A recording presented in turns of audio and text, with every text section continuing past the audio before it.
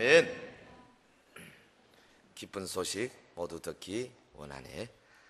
감사합니다. 왕이신 나의 하나님, 우리 찬송 한장 합시다.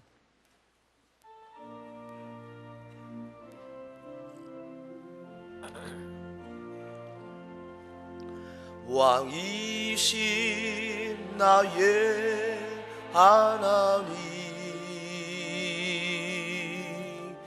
내가 주를 높이고 영원히 주의 이름은 송축하리이다.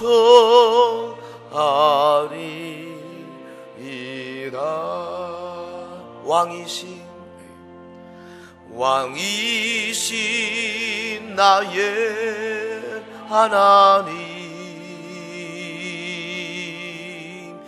내가 주를 높이고 영원히 주의 이름은 송축하리이다.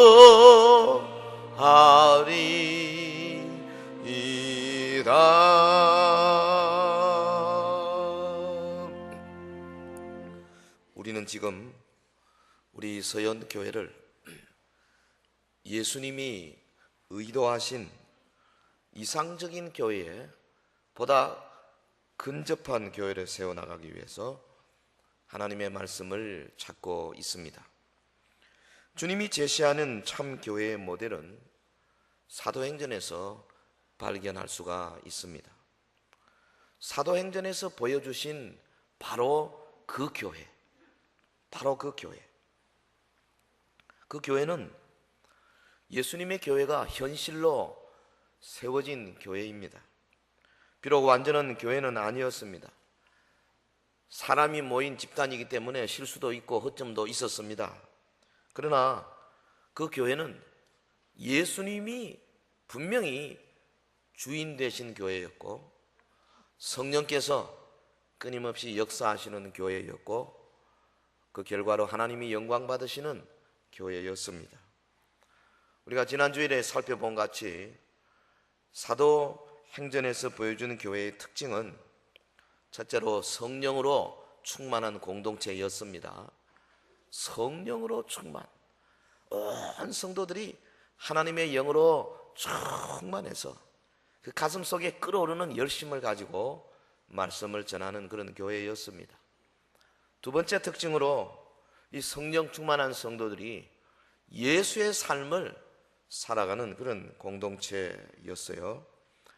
저희가 사도의 가르침 받아 서로 교제하고 떡을 떼고 기도하기를 전혀 힘쓰는, 그래서 저들 가운데 핍절한 자가 아무도 없이 서로 나누어주고 공동체가 되어서 매일같이 교회로 모이고 가정으로 모여서 서로를 위로하며 핍박과 환난 가운데 있는 자들 서로 나누는 나눔과 기쁨의 아름다운 공동체였습니다. 그리고 세 번째 특징으로 날마다 기적이 일어나는 공동체인 것을 저희들이 생각을 했습니다. 사도들을 통해서, 성도들을 통해서 기적이 날마다 있었습니다. 세상 사람들이 깜짝 놀랄 만한 많은 일들이 교회 안에서 계속적으로 일어났었습니다. 그런데 이 예루살렘 교회의 폭발적인 성장은 자연스럽게 이루어졌다기보다는 외적인 시련, 내적인 시련을 거듭받아 가면서 그 시련을 극복함으로써 성숙성장된 교회였다 하는 점에 우리가 좀 주의를 기울여야 할 것입니다. 사도행전 3장에서 7장까지 내용을 유심히 살펴보면 예루살렘 교회는 외적인 시련, 내적인 시련에 끊임없이 번갈아가며 직면하고 있습니다. 외적인 시련은 주로 당시 당국자인 사내들인 공회와 그 세력들로부터 왔습니다. 저들은 예수님을 잡아서 십자가에 못 박아 죽인 장본인들입니다. 저들은 예수 그리스도의 죽으심과 십자가, 보혈과 부활, 전하는 걸 매우 싫어했습니다. 그래서 교회를 탄압했습니다. 내적인 시련은 예를 들면 아나니아와 삽비라 사건, 혹은 헬라파 유대인과 히브리파 유대인들의 갈등 이런 것을 통해서 이 교회가 성장하는 과정에서 내부적으로 발생하는 문제들입니다. 이 시간에 우리 사도행전을 계속 우리가 읽어 내려가면서 사도행전적 교회의 모습을 살펴보고 우리 교회가 어떻게 해야 될 것인가 우리 각자 마음속에 새기는 시간이 되기를 바랍니다. 네 번째로 사도행전적 교회의 특징은 고난 속에서도 복음을 전하는 공동체였다는 사실입니다. 당시의 당국자들은 사도들이 예수님의 복음을 전하는 것을 아주 싫어했어요.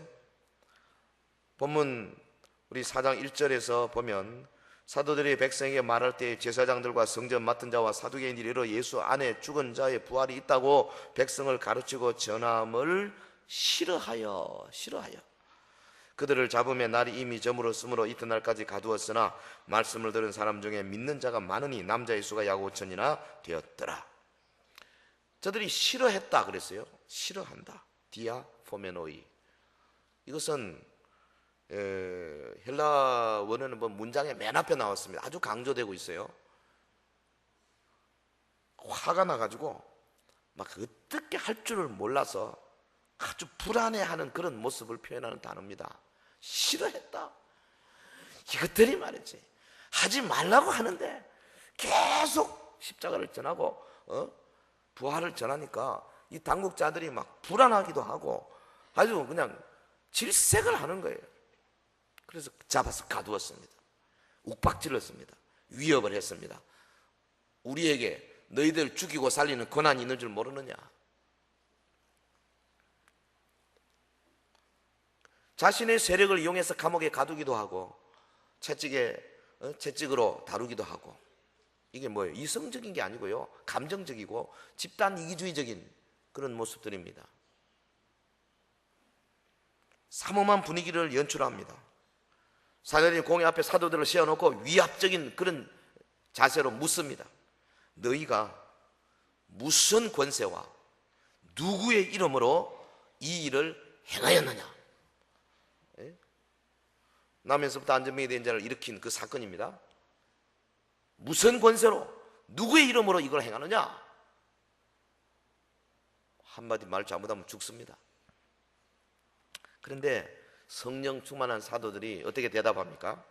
거기 4장 10절에 보면 너희가 십자가에 못 박고 하나님이 죽은 자 가운데 살리신 나사렛 예수 그리스도 이름으로 이 사람이 건강하게 되어 너희 앞에 섰느니라. 아주 당당하죠. 12절에 다른 이로서는 구원을 받을 수 없나니 천하 사람 중에 구원을 받을 만한 다른 이름을 우리에게 주신 일이 없음이라. 엊그제까지만 해도 벌벌 떨고 숨고 문을 안으로 걸어 잠그고 이런 사람들이 공개적인 석상에서 자기들을 죽일 수도 있는 권력자들 앞에서 당당하게 천하인간의 이 이름 외에는 구원받을 만한 다른 이름을 우리에게 주신 일이 없다.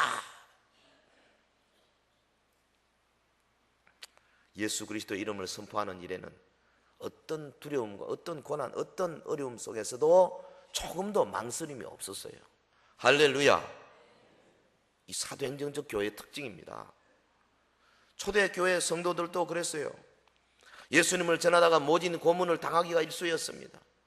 기록에 의하면 원형 경기장에 잡혀 나와가지고 며칠씩 굶겨놓은 사자 혹은 그 맹수들의 밥이 되고 그 자리에서 막 뜯어먹는, 찢어먹는 그런 것을 그 수만 명의 사람들이 관중석에 앉아가지고 술을 먹고 마시고 취해가지고 떠들고, 어떤 사람들은 톱으로 썰어 죽이고, 어떤 사람들은 소가죽을 말려가지고 그 소가죽을 가지고 꽁꽁 묶어서 바깥에 둬서 그래서 그야말로 말려서 죽이고, 아주 상상할 수 없는 그런 많은 방법으로 초대교회 성도들이 환난과 핍박을 받았습니다. 세상의 권세자들은 칼로 찌르거나 혹은 저들을 성전 꼭대기에 세워서 떨어뜨리거나 여러 가지 방법으로 모욕을 가하고 수모를 가하고 핍박을 가했습니다. 그런데 교회는 어떤 고난 속에서도 복음 전하기를 쉬지 않았습니다. 사랑하는 성도 여러분, 예수님 잘 믿는다고 고난이 없어지는 거 아니에요. 잘 믿으면 무조건 다 해결되는 거 아닙니다. 영적으로 보면 예수 안에 거하면 무조건 잘 됩니다. 영적으로는 100%잘 되게 있어요. 그러나 육체적으로, 물리적으로, 세상적으로 보면 반드시 평안만 있는 것이 아니에요. 고난이 오는 겁니다. 사도행전 교회의 성도들은 복음을 전한 대가로 칭찬과 명예와 물질적인 보상을 받지 못했습니다. 오히려 감옥에 갇히고 매맞고 목숨 내놓는 수모를 당해야 했습니다. 그런데 그들은 조금도 위축되지 아니하고 복음을 전했어요. 왜냐하면 성령에 충만한 사람들, 그래서 복음 전파가 목숨 보존하는 것보다 더 귀하다, 그렇게 생각한 겁니다. 이것은 후일의 사도의 반열에 들어서던 바울의 경우도 마찬가지입니다. 여러분, 사도 바울이 기록한 고린도전서 4장 11절 이하에 보면 바로 이 시각까지 우리가 줄이고 목마르며 헐벗고 매맞으며 정처가 없고 또 수고하여 친히 손으로 일을 하며 모욕을 당한 적 축복하고 박해를 받은 적 참고 비방을 받은 적 권면하니 우리가 지금까지 세상에 들어온 것과 만물의 찌꺼기같이 되었도다.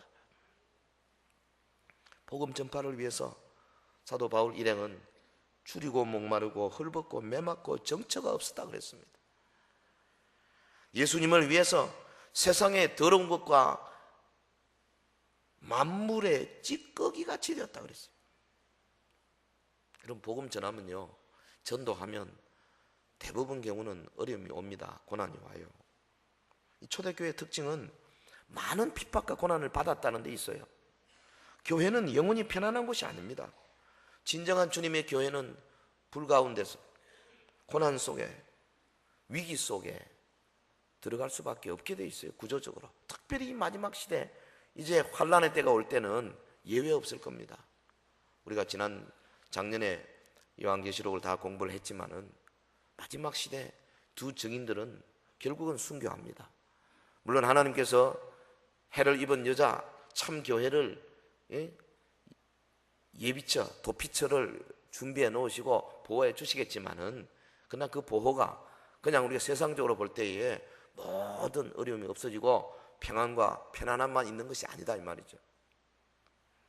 예수 믿는, 그리고 복음을 위해서 고난받는 성도, 근데 하나님은 이들에게 위기를 이길 수 있는 영적인 능력을 주시는 줄 믿습니다. 교회는 고난을 겪으면서도 굴복하지 아니하고 오히려 세상을 변화시키는 영적인 공동체예요. 교회의 진정한 모습은 고난받는 모습인데, 고난받는 교회의 모습이 있을 때 세상이 변하게 될 것이다 이 말이죠. 사도행전의 교회를 통해서 우리가 배우게 되는 것은 진정한 그리스도의 삶이 단순히 좋은 위치나 성공하고 멋지게 사는 삶이 아니라는 겁니다. 여러분, 사도행전 교회는 극심한 고난 속에서도 지치지 아니하고 복음을 전하는 공동체였어요. 초대교회 성도들은 고난 받으면서도 자기 자리와 타이틀에 연연하지 않았습니다. 계속 복음을 전했습니다.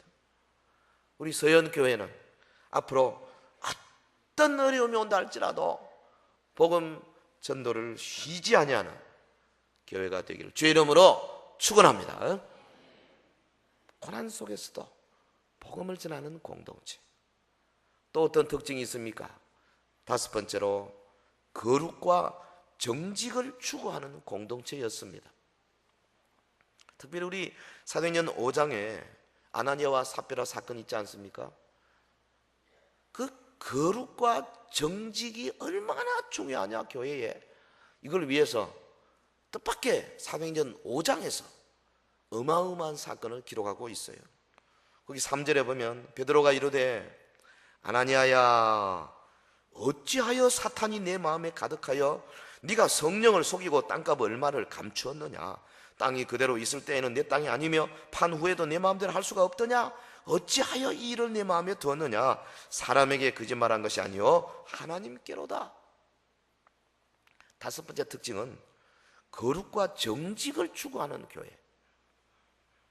아무리 효율적이고 아무리 그럴듯한 이유가 있다 할지라도 속임수 쓰는 것은 절대 주님의 방법이 안 되는 겁니다. 여기 지금 아나니아와 삽비라, 우리가 다 잘 아는 사건이지만 모르는 분도 계실 테니까요. 사도행전 4장 뒷부분에 보면 막 성도들이 은혜를 받아가지고 자기 막 소유를 가지고 사도들의 발 앞에 두었어요. 원래 교회의 모든 재정은 사도들이 다 감당했습니다. 사도들의 발 앞에 두었어요. 그 중에 바나바라는 사람이 있어요. 자기의 재산을 팔아가지고 가난한 사람을 도와주기 위해서 사도들에게 내놨습니다. 이거 보면 무명으로 헌금한 거 아닙니다. 무명으로 했으면 바나바는 이름이 나올 수가 없죠. 하나님의 드리는 헌금은 반드시 무명으로 안 해도 돼요. 그런데 이웃 사람들, 이웃 집에 있는 분들, 어려운 분들을 구제할 때는 익명으로 하시는 게 좋습니다. 오른손이 하는 걸 왼손이 모르게 하는 게 좋아요. 주 앞에 드리는 11조나 감사나 이런 것은 굳이 무명으로 안 해도 돼요. 신약 교회가 그렇게 했었어요. 아나니아와 삽비라가 이 바나바의 모습을 보니까 막 성도들이 바나바를 칭찬하고 그렇게 하는 거 보고 마음에 시기가 생긴, 질투가 생긴 거죠. 우리도 좀 그랬으면 좋겠다. 그래서 삽비라하고 둘이 인원을 한 겁니다. 우리 땅 팔아가지고 바치자. 뭐 좋지요. 매우 좋은 일입니다. 그런데 가슴 아픈 것은 그들이 헌금을 한 동기가 뭐냐? 영적인 질투에 있는 거예요. 당시 성도들에게 존경받던 바나바라는 사람이 아름답게 헌금하는 모습을 보고 시기가 생긴 거죠. 여러분, 헌금은 절대 부러워서 하면 안 됩니다. 의무적으로 해도 안 돼요. 모든 헌금은 절대로 남 보기 때문에 그런 거 아닙니다. 감사로, 기쁨으로, 은혜로 내게 주신 구원의 은혜가 너무 커서 주님이 나에게 베풀으신 성령의 인도하심이 너무나 고맙고 놀라워서 드려야 되는 줄로 믿습니다. 헌금 절대로 부러워서 하면 안 돼요. 공명심을 위해서 하면 안 됩니다.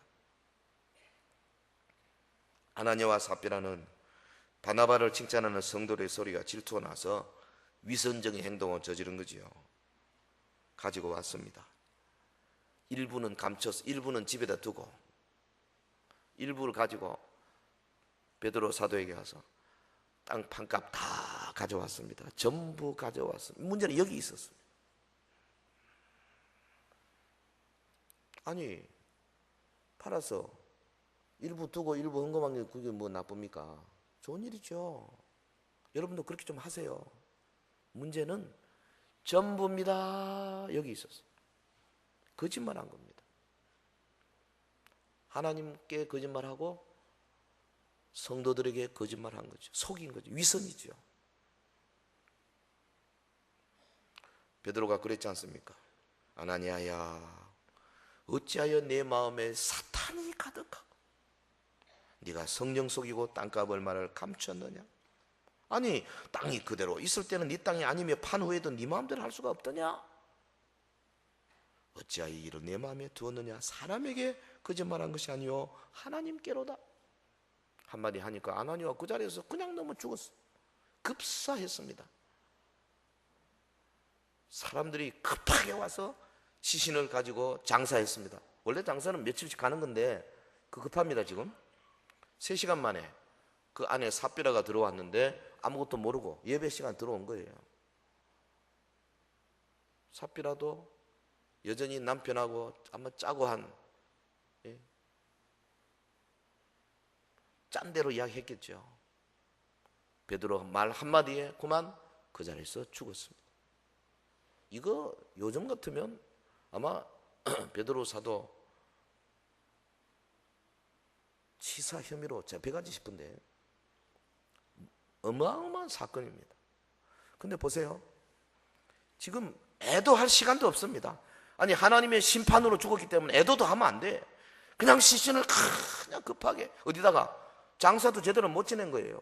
아마 나그네들 던지는 그냥 던지고 만 거죠.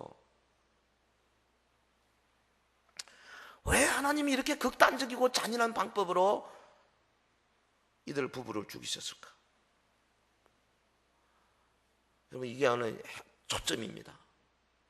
지금 사도행전 2장, 3장, 4장 대단합니다. 성령 충만하고 3,000명, 5,000명 모여들고 하나님의 말씀이 흥왕하고 저들이 사내들인 공회 앞에서 담대하게 함께 모여서 기도하니까 땅이 흔들리고 저들의 가슴이 흔들리고 입에서 하나님 앞에 놀라운 고백이 일어나고 나가서 전도하게 되고 대단합니다. 그런데 뜻밖의 5장에 와서 이런 어마어마한 사건을 하나님이 섭리하시는 이유가 어디 있느냐? 다른 데 있는 것이 아닙니다. 예루살렘 교회는 앞으로 오고 오는 수천 년의 모든 세대의 교회들의 모범이 되어야 하는데, 이 교회는 거룩하고 정직한 교회가 되어야 한다. 이것을 명확하게 보여주시기 위한 하나님의 섭리예요. 하나님의 교회에서 거룩과 정직과 순결보다 더 중요한 가치는 없습니다. 부흥 좋습니다. 찬양 좋습니다. 큰 행사 좋습니다. 그러나 그보다 더 중요한 것이 뭐냐? 거룩하고 정직하고 순결해야 된다는 거죠. 칼빈 선생이요, 이 아나니아의 죄에 대해서 이렇게 고발을 했어요. 아나니아가 무슨 죄를 지었느냐? 첫째, 하나님을 업신여긴 죄. 둘째, 하나님께 거짓된 봉헌을 한 죄. 셋째, 교회에서 명예를 얻으려는 패역한 허영심에 물든 죄. 넷째, 주님의 사랑을 배신한 죄. 다섯째, 위선의 죄. 그리고 마지막으로 거룩한 교회를 죄로 오염시키려 한 죄. 이 사건은 사실 사도 베드로가 말한 것처럼 사탄의 역사에 의한 것이었어요. 사탄은 복음의 전진 기지가 될 이 교회 내부에 틈을 타서 교회를 약화시키려 하는 겁니다. 사탄은 아나니아 부부의 공명심을 이용했습니다. 그래서 교회 안에 시기와 분열과 거짓의 독소를 퍼뜨리려고 했습니다. 그래서 교회의 순수성과 일치를 파괴하려고 하는 교묘한 계획을 세웠습니다. 만일 하나님께서 이 사건을 그냥 방치하시더라면, 아나니아와 삽비라가 드린 이것이 바나바 뒤를 이어서 아나니아 부부도 이렇게 참 재산을 하나님께 다 드리는구나 이렇게 됐을 때에 성도들의 봉사의 동기가 순수한 사랑이 아닌 불순한 자만심과 공명심으로 변질될 위험이 있었어요. 그래서 하나님께서는 사탄의 음모로부터 교회의 순수성을 보호하시기 위해서 지금 아나니아 삽비라 부부는 사탄의 하수인이 되어가지고 성령과 교회를 기면하고 있는데 이들 부부를 엄격히 심판하신 겁니다. 여러분, 이 사건이 어떤 결과를 가져오게 됐습니까? 보면 5장 11절에 보면 온 교회에 하나님에 대한 큰 두려움이 임했다 그랬습니다. 사람이 막 두려워. 하나님이 교회를 꽉 장악하고 계시는구나. 교회에서는 절대로 함부로 해서는 안 되는구나. 이거 아주 강하게 저들의 심장 속에 각인이 된 겁니다. 여러분, 우리 서현교회가 정말로 사도행전 교회가 되기를 원하십니까? 원하시면 아멘. 우리 교회가 정말로 주님이 기뻐하시는 교회 되기를 원하십니까? 원하시면 아멘.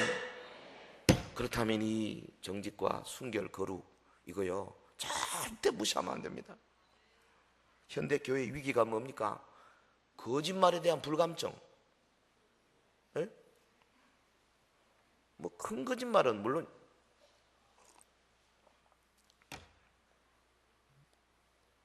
작은 거짓말은 별로 가책이 없어요. 버젓이 해놓고도 아유 그럴 수 있는 거지 세상이 다 그런데 예사로 넘어가는 게 얼마나 많습니까? 수단이야 인간적이더라도 약간의 부정과 거짓이 개입되다 할지라도 목적과 결과만 좋으면 그만 아니겠느냐? 아니한 생각이죠. 아나니아 삽비라가 상당히 아니한 생각이었습니다. 땅값 얼마 값주고 드리는데 전부입니다. 약간 차이입니다. 그런데 그 결과는 무서운 심판이 그 자리에서 바로 넘어졌어. 아내와 남편과 아내가 차례로 그냥 급사했다 이 말이에요. 오늘날 교회마다 교인 숫자 불리기가 별로 어렵지 않습니다. 작은 거짓말 별로 가책이 없어요. 기독교 지난번 각 교단에 장로교, 성결교, 침례교 뭐 각 교단 성도 숫자 토탈 30%가 넘어 우리 한국 인구에. 말도 안 되죠. 지금 20%도 안 되는데. 간정 집회에 얼굴이 잘 알려진 그런 그 강사들의 간정이요, 가만히 들어보면 매우 정교한 과장법을 사용합니다. 앞뒤가 딱 들어맞도록 드라마같이 딱 만들어서. 근데 진짜 의 간정은 전문 간정이 아니고요, 우리 성도들 가운데 어제, 지난주 은혜 받은 이런 분들이 진짜가 돼요. 왜 그러면 아직 꾸미지를 못하기 때문에. 성도들 간에도 작은 거짓말 정도의 양심의 가책을 받아가지고 얼굴이 붉어진 사람 별로 많지 않은 것 같아요. 예사로 하나님 앞에 11조라는 이름으로 드리는데 온전하지 못하고도 그냥 11조라고 쓰고 많이 해요.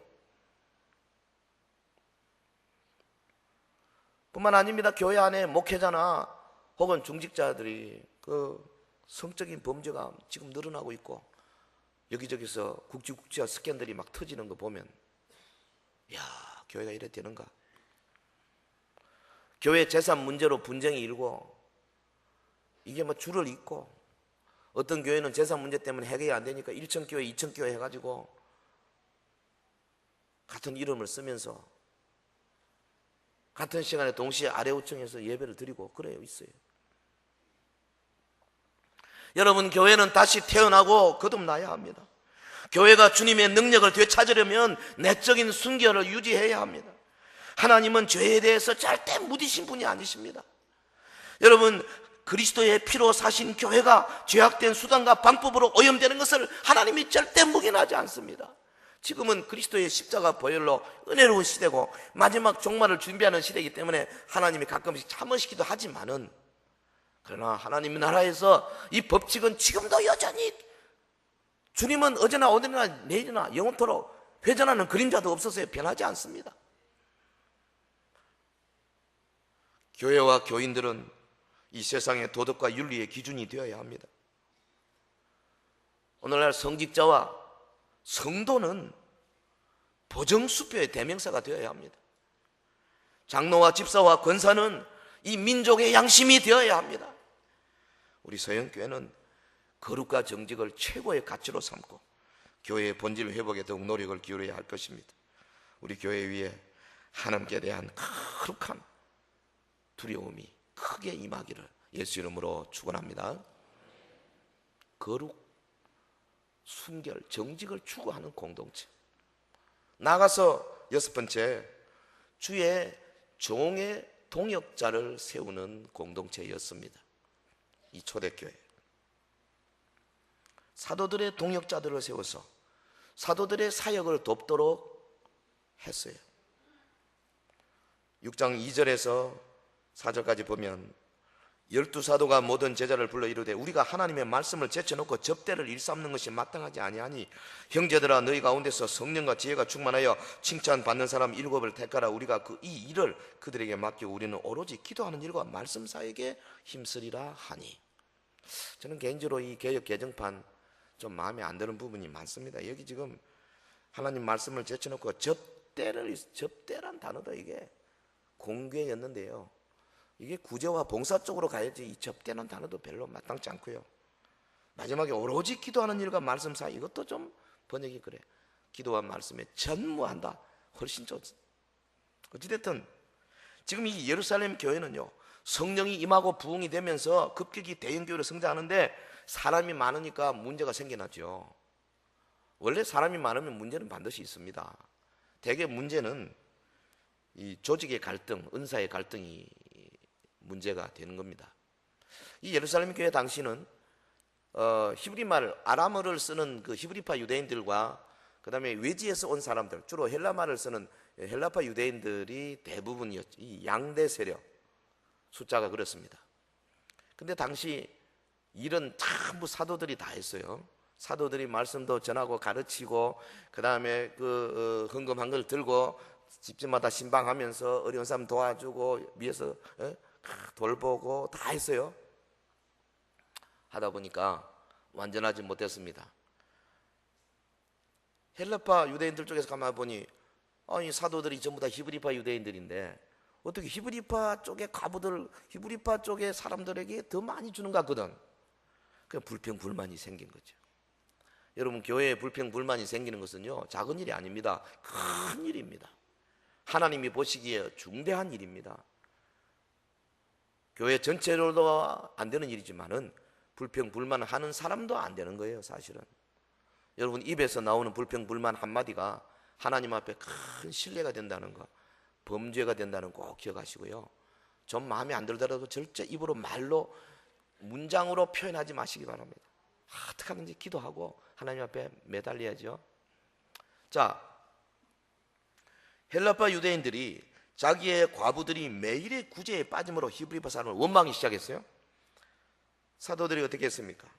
두 파 사이에 갈등이 일어나는 것을 보고 기도하며 해결책을 구한 것이 집사 7명을 이제 세우는 거죠. 이 집사님들이 성도들 돌보고 구제 사역 골고루 이루어지도록 하는 역할을 맡았습니다. 요즘 같으면 안수 집사를 의미합니다. 그런데 이 7분의 집사님들이 스데반, 빌립, 브로고론 다 보면 헬라식 이름이에요. 추측컨대 이분들 7명 다라고 말할 수는 없겠습니다만은 대부분 헬라파 유대인들이, 이 사도들은 지금 다 히브리파 유대인들입니다. 그러니까 아마 집사님들을 이 균형을 잡기 위해서 헬라파 유대인들에게서 많이 뽑은 것 같아요. 지혜죠. 지혜입니다. 숫자는 히브리파 유대인들이 훨씬 많지요. 그래도 대부분 집사님들이 헬라파 유대인들을 뽑은 겁니다. 사도행전 교회에 있어서 이게 매우 중요한 대목입니다. 사도들의 목회 사역을 돕기 위해서 새로운 은사, 그러니까 평신도 사역이 도입이 된 겁니다. 사도들이 뭐라 그랬습니까? 우리가 이 일을 그들에게 맡기고 우리는 오로지 기도하는 일과 말씀 사역에 힘쓰리라. 사도들은 역사적으로 보면 그 후예가 속사도들이고, 속사도들이 죽고 나서 다음에 교부들로 연결되고, 그 교부들이 이제 오늘날 교회의 목회자로 연결이 되죠. 그래서 예수님이 사도들에게 명하신 것이 오늘날 목회자에게 명한 것으로 받아도 무리가 없습니다. 근데 이 목회자는 하는 일이 뭐냐 하면 양떼들에게 비전을 제시하고 하나님 나라의 꿈을 갖게 하는 그런 존재예요. 말씀을 연구하고 기도하고, 그래서 하나님의 뜻이 오늘 우리 교회 성도들에게 어떻게 임하고 있는가를 살피고 그것을 말씀을 통해서 전하고 양육하고 키우고. 그러면 거기 보면 기도하는 일과 말씀 사역에 전무한다 그랬는데, 그러면 교회로서 일하는 손발은 누가 하는 겁니까? 여기 보면 헌신된 평신도들이 손발이 되어져야 하는 겁니다. 목회자는 감독이나 코치와 같습니다.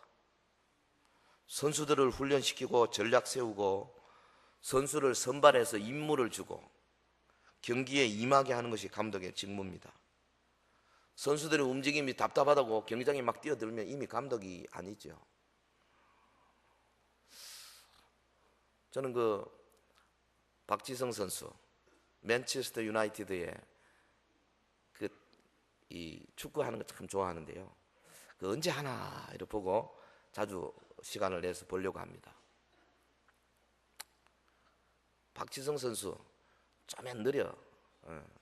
기술이 좀 부족하긴 해요. 영국 사람들에 비해서. 호나우두나 룬이나 이런 선수들에 비해서. 우리 생각 같으면 매 게임마다 박지성이를 끼얹고 미드필더나 혹은 윙 쪽에다가 이렇게 좀 세워주면 좋은데 종종 결정을 시키네, 이 펄거슨 감독이 말이지. 기분 나빠. 그렇지만 우리 대한민국 국민이 5천만이 다 달라붙어도 펄거슨 한 명을 마음대로 못합니다. 왜냐면 절대권이 그게 딱 주어져 있어. 박지성 너 오늘 쉬어, 끝. 아무도 말릴 수 없어요. 하다가 호나우드가 좀 이게 좀 약하다, 바꿔 이렇게 해서 내보내고, 이게 감독이 하는 일이에요. 감독이 잘해요. 그 양반이 잘하니까 계속 1등 하지 않습니까? 평신도들은 현장에서 뛰는 운동선수와 같아요. 감독에게 훈련받은 대로 최선을 다해 경기에 임합니다. 감독이 지시한 전략대로 움직여야 돼요. 너는 허리 역할을 해야 돼. 그래서 저 풀백에서 올라오는 볼을 받아가지고 앞에 있는 센터포드에게 연결하는 거, 그렇게 부지런히 뛰기만 해. 네가 가서 막 자꾸 골 넣으려고 문전에서 왔다 갔다 하지 마. 딱 명령하면 그대로 해야 됩니다. 그런데 골을 넣어야 이게 뭐 점수가 올라가니까, 골을 넣어야 스포트라이트 받으니까 감독 명령 안 받고 걸핏하면 그냥 골 앞에서 기다리고 있고 이러면요, 다음부터는 절대 안 세웁니다. 이게 원리예요. 세상을 변화시키는 주역은 사실은 선수들입니다. 평신도들이에요. 매일 세상에 사는 사람들입니다. 그러니까 이 평신도가 변하면 세상이 변하는 거예요.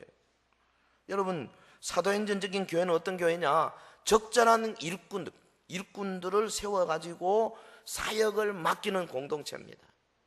이게 아주 중요한 포인트예요. 세움받는 일꾼은 자격이 반드시 갖춰져야 되죠. 오늘 본문에 보면 성령, 지혜 충만하고 주변의 사람들로부터 칭찬받는 사람의 하나입니다. 아무나 세우면 안 돼요. 성령 충만, 지혜 충만. 지혜라는 말은 믿음과 같은 말이죠. 말씀, 믿음, 지혜 같은. 성령이 충만하고 지혜가 충만해서 그 일을 시키면 지혜롭게 해야 돼요. 무작정 돈키호테식으로 아무거나 일만 열심히 하면 되는 게 아닙니다. 일꾼은 전후 좌우 살펴보고 내가 이거 너무 때를 가리고 언제 할 것이냐, 어떻게 할 것이냐 자기들이 잘 알아야 됩니다. 그리고 주변의 사람들로부터 칭찬받는 사람이 되어야 된다. 그리고 그들은 반드시 주의 종의 동역자들이 되어야 합니다. 여러분, 사도행전의 교회에서 보면요, 사도들이 성령 충만한 평신도들과 환상적인 팀워크를 이루었어요. 팀워크, 니대로 난 나대로. 이건 일꾼이 아닙니다. 목사는 목사대로, 뭐 다른 직분자대로. 그건 일꾼이 아니에요. 환상적인 팀워크를 이루어야 돼요. 제가 설교 준비를 하면서 여기까지 와서 컴퓨터 앞에서 치면서 여기서 멈췄어요. 생각을 했습니다. 기도하는데 우리 서연교회의 특징 중에 이 부분의 특징이 어떤 특징이 있는가 묵상하는 가운데 그런 생각이 떠오르더라고요. 우리 교회가 이제 60년이 가까워오는데요, 헌신된 평신도들, 우리 교회 초창기부터 온몸을 다해서 헌신한 귀한 믿음의 일꾼들이 정말 많지요. 이미 많은 분들이 부르심 받고 천국에 가셨지만 또 여기도 지금 여러분 앉아 계시잖아요. 오늘 새벽에도 보니까 새벽기도 하는데 보니까 다 그 앞에 앉아 계시는데 그런 생각을 좀 했어요. 지금도 여전히 수십 년 지난 지금까지 변함없이 바나바나 갈렙처럼 조용하고 끈기 있고 뜨겁게 몸된 교회를 위해서 뒤에서 기도하고 참 전도하며 봉사하는 모습.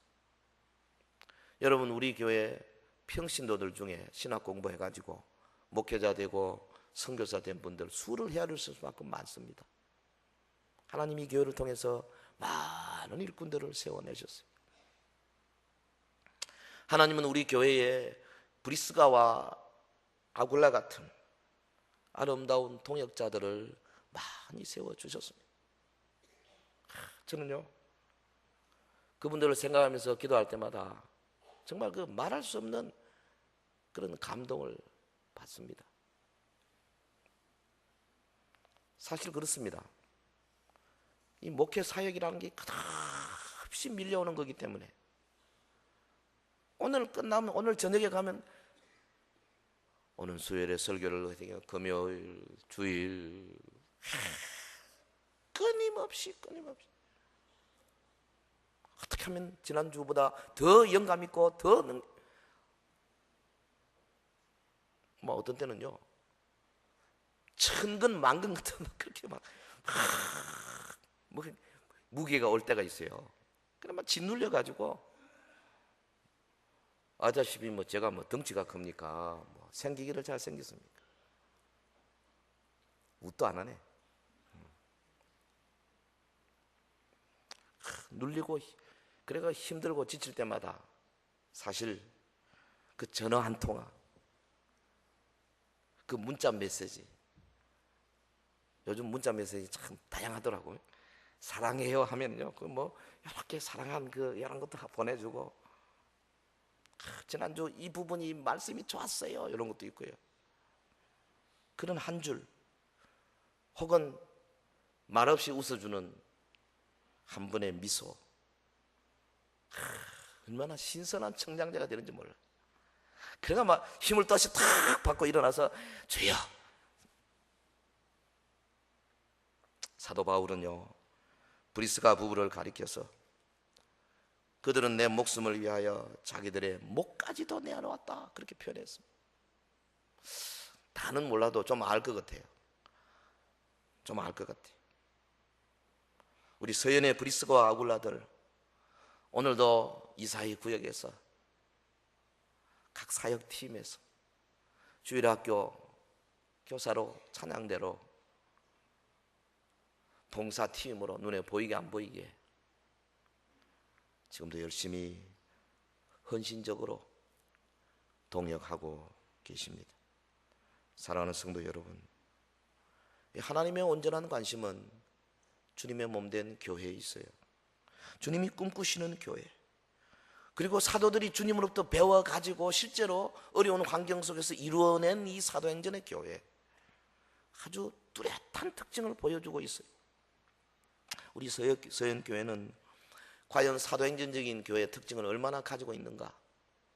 가만히 생각해 보면 성령 충만해서 예수의 삶을 사는 그런 공동체, 날마다 기적이 일어나는 공동체가 되어야 될 터인데, 오늘 우리가 살펴본 것처럼 사도행전적 교회는 고난 속에서도 굴하지 아니하고 복음을 전하는 그런 교회, 특별히 거룩과 정직을 위해서 목숨을 거는 공동체, 작은 거 하나라도 절대로 거짓말하지 않고 정직하게 깨끗하게 순결하게 교회를 아름답게 만들고자 하는 그런 가치관, 그게 하나 때문에 정말 몸 들이고 시간 들이고 물질 들이고 그런 가치관, 적당히 넘어가지 아니하고 철저하게 한번 해보겠다는 그런 열심. 사도행전 교회는 주의 종의 동역자를 세워서 평신도 사역을 활성화하는 공동체입니다. 성령과 지혜와 믿음이 충만한 성실한 일꾼들을 양육해서 하나님 나라 훌륭한 일꾼들로 세워나가는 것, 이게 주님의 교회의 무엇보다 중요한 일입니다.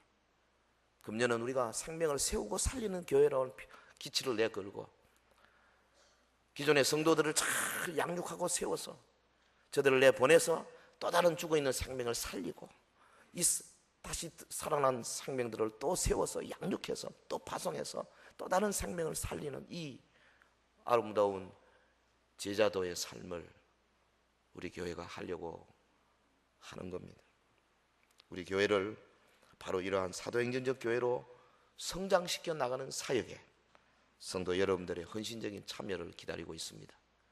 주님은 참여하는 자에게 하늘에 속한 신령한 것들로 가득가득 채워주실 줄로 믿습니다. 기도합시다. 우리 다 같이 한번 합심해서 기도하겠습니다. 하나님 말씀 생각하면서 기도하겠습니다. 주여, 사도행전적인 교회, 우리 서연교회가 바로 이런 교회의 특징들을 나타내는 교회가 될 수 있도록 나를 변화시켜 주옵소서. 나를 세워 주시옵소서. 고난 속에서도 굴하지 않고 복음을 전하고 거룩과 정직을 위해서 목숨을 걸 수 있는 주의 성도들이 되게 하옵소서. 특별히 동역자 정신을 회복하게 하옵소서. 우리 다 같이 통성으로 잠시 기도하겠습니다. 거룩하신 우리 하나님 아버지, 주의 은혜와 사랑을 진실로 감사와 찬송을 드립니다. 오늘도 이 말씀을 통해서 하나님의 음성이 우리 사랑하는 성도들의 귀에 들려지기를 원합니다. 저들의 마음에 살아 움직이기를 원합니다. 주여, 그렇습니다, 그렇습니다, 그렇습니다, 그렇습니다, 그렇습니다. 주님께서는 이 우리 교회를 향하여 아름다운 눈으로 우리를 바라보시고 모든 관심을 쏟아 계시는 줄로 믿습니다. 아버지여, 어떤 고난과 어려움이 따라도 전도하고 또 전도하고 또 전도하는 교회 되기를 원합니다. 하나님 아버지, 아버지여, 그렇습니다. 초대 교회가 저들이 거룩과 정직을 위하여 온몸을 다했던 것처럼 우리 교회도 아버지여, 사소한 것이랄지라도 순결하기를 원합니다. 정직하기를 원합니다. 거룩해지기를 원합니다. 주 앞에 온전히 바로 서기를 원합니다. 아버지여, 그렇습니다. 아버지, 주의 동역자들을 많이 세우는 교회가 되기를 원합니다. 신실한 성도들이 되기를 원합니다. 주님을 위하여 아버지 온전히 헌신하는 주의 종들이 되기를 간절히 원합니다. 성령이 충만하고 지혜가 충만하고 아버지 주변에 많은 칭송을 받는 자들이 되기를 간절히 원하옵나이다. 우리 자신을 돌아볼 때 얼마나 부족하고 연약한지 알 수가 없습니다. 그러나 우리 주님께서는 우리 사랑하는 성도들에게 아름다운 말씀을 주셨사오니 이 시간에 하나님의 성령이 오셔서 저들의 마음에 새로운 각오와 결심을 주시옵소서. 2009년 한 해 생명을 세우고 살리는 교회 되는 일에 부족함이 없도록 세워주시기를 간절히 원합니다. 주여, 역사하여 주시옵소서. 사랑하는 성도의 마음 가운데 새로운 각오와 결심이 확실하게 서지게 도와주시기를 원합니다. 아버지여, 초대교회 예루살렘 교회 사도들이 세운 그 교회가 바로 아버지 예수님의 그 교회를 실현내는 것처럼 우리 서영교회가 마지막 시대, 주님이 오시기에 가까운 이 시대에 아버지, 이 혼탁한 시대에 참으로 주님 앞에 온전히 바로 서는 주의 관심 온전히 집중되는 아름다운 교회로 더욱더 성장 발달되기를 간절히 원합니다. 부족한 종에게 함께 하옵소서. 성령으로 역사하여 주옵소서. 주님의 오른손에 붙들리게 하옵소서. 철저하게 주의 말씀에 바로 서며 우리 주님 거룩과 정직을 향하여 달려가게 하옵시고 우리 주님 사랑하는 성도들 동역자 정신으로 저들 모두를 끌어안고 하나님 나라를 위하여 함께 합심하여 달려가는 믿음의 종으로 더욱더 세워주시옵소서. 할렐루야, 할렐루야, 할렐루야. 거룩하신 우리 하나님 아버지, 주의 은혜를 진실로 감사드립니다. 주신 말씀을 붙들고 우리 각 구역구역, 우리 모든 각 사역팀들, 그리고 이 자리에 모인 모든 주의 백성들, 참으로 초대교회 사도행전적인 교회의 모습으로 우리 서연교회를 더욱더 성장 발전시킨 일에 초석이 되도록 주여 도와 주시옵소서. 예수님 이름으로 기도하옵나이다. 아멘.